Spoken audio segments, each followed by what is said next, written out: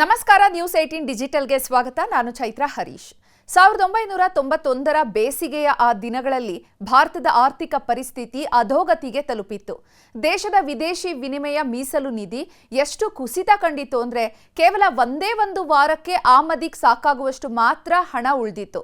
ಈ ಸಂದರ್ಭದಲ್ಲಿ ದೇಶವನ್ನ ಆರ್ಥಿಕ ದಿವಾಳಿತನದಿಂದ ರಕ್ಷಣೆ ಮಾಡೋದಕ್ಕೆ ರಿಸರ್ವ್ ಬ್ಯಾಂಕ್ ಆಫ್ ಇಂಡಿಯಾ ಅಂದು ಒಂದು ಕಠಿಣ ಮತ್ತು ಐತಿಹಾಸಿಕ ನಿರ್ಧಾರವನ್ನ ತೆಗೆದುಕೊಂಡಿತ್ತು. ಈ ಕುರಿತು ಸಂಪೂರ್ಣ ಮಾಹಿತಿಯನ್ನ ಇವತ್ತಿನ ಡಿಜಿಟಲ್ ಕಂಟೆಂಟ್ ನಲ್ಲಿ ನೋಡ್ತಾ ಹೋಗೋಣ. ನೀವಿನ್ನು ನ್ಯೂಸ್ 18 ಸಬ್ಸ್ಕ್ರೈಬ್ ಮಾಡಿಲ್ಲ ಅಂದ್ರೆ ಲೈಕ್ ಮಾಡಿ, ಶೇರ್ ಮಾಡಿ, ಸಬ್ಸ್ಕ್ರೈಬ್ ಮಾಡಿ.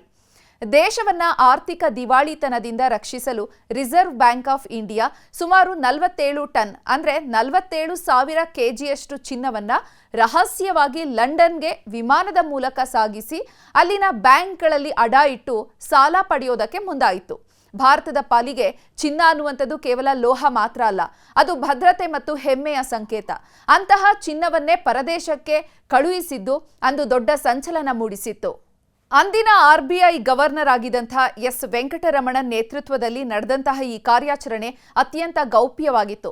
1991ರ ಜುಲೈನಲ್ಲಿ 4 ಹಂತಗಳಲ್ಲಿ ಈ ಚಿನ್ನವನ್ನ ಬ್ಯಾಂಕ್ ಆಫ್ ಇಂಗ್ಲೆಂಡ್ ಮತ್ತು ಯೂನಿಯನ್ ಬ್ಯಾಂಕ್ ಆಫ್ ಸ್ವಿಟ್ಜರ್ಲೆಂಡ್ನಲ್ಲಿ ಅಡ ಇಡಲಾಗುತ್ತೆ. ಈ ಮೂಲಕ ಭಾರತಕ್ಕೆ ಅಂದು ಸುಮಾರು $405 ಮಿಲಿಯನ್ ಅಷ್ಟು ಹಣಕಾಸಿನ ನೆರವು ಸಿಗುತ್ತೆ. ಈ ತುರ್ತು ನಿರ್ಧಾರವು ಭಾರತವನ್ನ ಅಂತಾರಾಷ್ಟ್ರೀಯ ಮಟ್ಟದಲ್ಲಿ ಡಿಫಾಲ್ಟರ್ ಅಂದ್ರೆ ಸಾಲ ಮರುಪಾವತಿ ಮಾಡೋದಕ್ಕೆ ಆಗದೇ ಇರುವಂತಹ ಅಸಕ್ತ ದೇಶ ಅನ್ನುವಂಥ ಹಣೆಪಟ್ಟಿ ಬರದೇ ಇರೋ ರೀತಿ ಕಾಪಾಡುತ್ತೆ. ಆದರೆ ಈ ಸುದ್ದಿ ಹೊರಬಿದ್ದಾಗ ದೇಶದಾದ್ಯಂತ ವ್ಯಾಪಕ ಆಕ್ರೋಶ ಕೂಡ ವ್ಯಕ್ತವಾಗಿತ್ತು. ಸಂಖ್ಯೆಗಳ ಲೆಕ್ಕಾಚಾರದಲ್ಲಿ ನೋಡೋದಾದ್ರೆ ಅಂದು ಭಾರತದ ಸ್ಥಿತಿ ಎಷ್ಟು ಭೀಕರವಾಗಿತ್ತು ಅನ್ನುವಂಥದ್ದು ಅರ್ಥ ಆಗುತ್ತೆ. 1991ರ ಮೇ ತಿಂಗಳ ವೇಳೆಗೆ ಭಾರತದ ವಿದೇಶಿ ವಿನಿಮಯದ ಮೀಸಲು ಕೇವಲ $1.2 ಬಿಲಿಯನ್ ಕುಸಿತ ಕಂಡಿರುತ್ತೆ. ಆದರೆ ಇಂದು ಪರಿಸ್ಥಿತಿ ಸಂಪೂರ್ಣವಾಗಿ ಬದಲಾಗಿದೆ. 2026ರ ಮಾರ್ಚ್ ಅಂಕಿಅಂಶಗಳ ಪ್ರಕಾರ ಭಾರತದ ರಿಸರ್ವ್ ಬ್ಯಾಂಕ್ ಬಳಿ ಈಗ ಸುಮಾರು 880.5 ಟನ್ ಅಷ್ಟು ಚಿನ್ನದ ಸಂಗ್ರಹ ಇದೆ. ಇದರ ಮೌಲ್ಯ $115 ಬಿಲಿಯನ್ ಗಿಂತಲೂ ಕೂಡ ಹೆಚ್ಚಾಗಿದೆ. ಅಂದು ಅಡವಿಟ್ಟಿದಂತಹ ಚಿನ್ನವನ್ನ ಭಾರತವು ಕೆಲವೇ ತಿಂಗಳಲ್ಲಿ ಅಂದ್ರೆ 1991 ನವೆಂಬರ್ ವೇಳೆಗೆ ಸಾಲ ತೀರಿಸಿ ಬಿಡಿಸಿಕೊಂಡಿತ್ತು ಅನ್ನುವಂಥದ್ದು ಗಮನಾರ್ಹ. ಈ ಕಠಿಣ ನಿರ್ಧಾರದ ಹಿಂದೆ ಅಂದು ಅಧಿಕಾರದಲ್ಲಿ ಇದ್ದಂತಹ ಚಂದ್ರಶೇಖರ್ ಅವರ ಉಸ್ತುವಾರಿ ಸರ್ಕಾರ ಮತ್ತು ನಂತರ ಬಂದಂತಹ PV ನರಸಿಂಹರಾವ್ ಅವರ ಸರ್ಕಾರದ ದಿಟ್ಟತನ ಇತ್ತು. ನಮ್ಮ ದೇಶದ ಕಷ್ಟದ ಸಮಯದಲ್ಲಿ ನೆರವಾಗದೇ ಇದ್ರೆ ಆ ಚಿನ್ನದಿಂದ ಏನ್ ಪ್ರಯೋಜನ ಅಂತ ಅಂದು ರಾಜೀವ್ ಗಾಂಧಿ ಅವರು ಹೇಳಿದಂತಹ ಮಾತು RBI ಗವರ್ನರ್ಗೆ ಸ್ಫೂರ್ತಿಯಾಗಿತ್ತು. ಈ ಚಿನ್ನ ಅಡ ಇಟ್ಟ ಘಟನೆಯೇ ಮುಂದೆ ಭಾರತದಲ್ಲಿ 1991ರ ಆರ್ಥಿಕ ಉದಾರೀಕರಣ ಅನ್ನುವಂತಹ ಮಹತ್ವದ ಬದಲಾವಣೆಗೆ ನಾಂದಿ ಹಾಡುತ್ತೆ. ಅಂದಿನ ವಿತ್ತ ಸಚಿವರಾಗಿದ್ದಂತಹ ಮನಮೋಹನ್ ಸಿಂಗ್ ಅವರು ಮಂಡಿಸಿದಂತಹ ಬಜೆಟ್ ಭಾರತದ ಆರ್ಥಿಕತೆಯ ಹಳಿಯನ್ನೇ ಬದಲಾಯಿಸಿತು. ಇತ್ತೀಚಿನ ವರ್ಷಗಳಲ್ಲಿ ಪ್ರಧಾನಿ ಮೋದಿ ಅವರ ನೇತೃತ್ವದಲ್ಲಿ ಭಾರತ ವಿದೇಶಗಳಲ್ಲಿ ಇಟ್ಟಿದಂತಹ ಚಿನ್ನವನ್ನ ಮರಳಿ ತಾಯ್ನಾಡಿಗೆ ತರ್ತಾ ಇದೆ. ಕಳೆದ ಕೆಲವು ವರ್ಷಗಳಲ್ಲಿ RBI ಸುಮಾರು 100 ಟನ್ಗೂ ಅಧಿಕ ಚಿನ್ನವನ್ನ ವಿದೇಶಗಳಿಂದ ಭಾರತಕ್ಕೆ ಸ್ಥಳಾಂತರಿಸಿದೆ. ಇದು ಭಾರತದ ಆರ್ಥಿಕ ಸಾರ್ವಭೌಮತ್ವ ಮತ್ತು ಬಲವನ್ನ ತೋರಿಸುತ್ತೆ.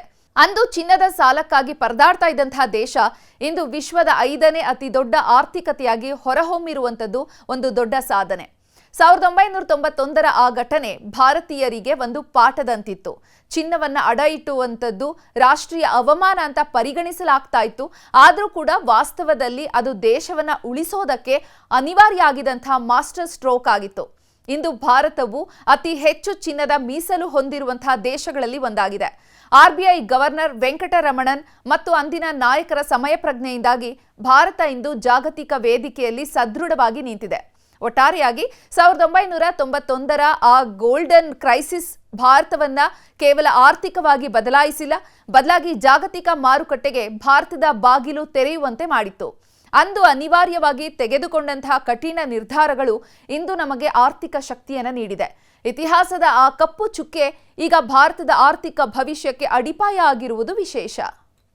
ನಿರ್ಭೀತ, ನಿಷ್ಪಕ್ಷಪಾತ, ವಿಶ್ವಾಸಾರ್ಹ ಸುದ್ದಿಗಳಿಗೆ ಮತ್ತೊಂದು ಹೆಸರಾಗಿರುವ ನ್ಯೂಸ್ 18 ಕನ್ನಡ ಈಗ ಆಪ್ನಲ್ಲೂ ಲಭ್ಯವಿದೆ. ದಯವಿಟ್ಟು ಇಲ್ಲಿರುವ QR ಕೋಡ್ ಅನ್ನು ಸ್ಕ್ಯಾನ್ ಮಾಡಿಕೊಂಡು ಆಪ್ ಡೌನ್ಲೋಡ್ ಮಾಡೋದಕ್ಕೆ ಮರಿಬೇಡಿ. ನಿಮ್ಮ ಬೆಂಬಲ ಹೀಗೆ ಸದಾ ನಮ್ಮೊಂದಿಗಿರಲಿ. ಧನ್ಯವಾದ.